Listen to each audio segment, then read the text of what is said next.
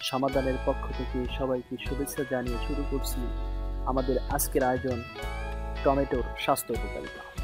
তাহলে আসুন জেনে নেই টমেটোর স্বাস্থ্য উপকারিতা সম্পর্কে।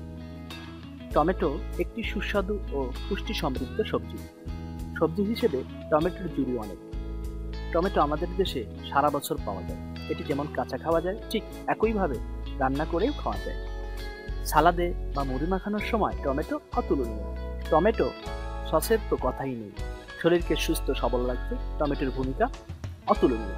সর্বাধিক উপকার পেতে টমেটো কাঁচা খাওয়ার পরামর্শ দিচ্ছেন বিশেষজ্ঞরা। আর দামটাও অনেকটাই নাগালের মধ্যে। টমেটোর খাদ্য উপাদান। টমেটোতে রয়েছে vitamin C, vitamin A, vitamin K, folic acid, lycopene, chromium ও আরও গুরুত্বপূর্ণ ভিটামিন সমূহ। স্বাস্থ্য উপকারিতা। হার্টের জন্য ভালো টমেটো। কোলেস্টেরলের মাত্রা ও রক্তচাপ কমাতে সহায়ক এটি। তাই নিয়মিত টমেটো খেলে হার্ট অ্যাটাক বা স্ট্রোকের ঝুঁকি কমে আসবে। ডায়াবেটিক্সের জন্য টমেটো বেশ উপকারী। এ সবজি রক্তে গ্লুকোজের মাত্রাকে নিয়ন্ত্রণে রাখে। টমেটোতে রয়েছে ভিটামিন এ, যা দৃষ্টিশক্তিকে আরও উন্নত করে। অর্জুন গাছের রসের সঙ্গে টমেটোর রস মিশিয়ে জেলি করে প্রতিদিন খেলে হার্ট ও বুকের ব্যথা কমে যায়। টমেটোতে বিদ্যমান ভিটামিন কে মজবুত হাড় গঠনে সহায়তা করে। টমেটো শরীরে প্রয়োজনীয় অ্যান্টিঅক্সিডেন্ট সরবরাহ করে, যা শরীরের কোষকে ক্ষতির হাত থেকে রক্ষা করে। চুল ও দাঁতের জন্য উপকারী এই সবজি। কিডনিকে সুস্থ সবল রাখতে ভূমিকা পালন করে টমেটো। ত্বকের জন্য বিশেষভাবে উপকারী টমেটো।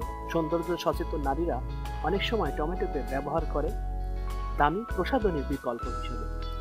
মাথার খুশকি দূর করতে টমেটোর রসের সঙ্গে 1.4 ভাগ পানি মিশিয়ে ব্যবহার করতে পারে।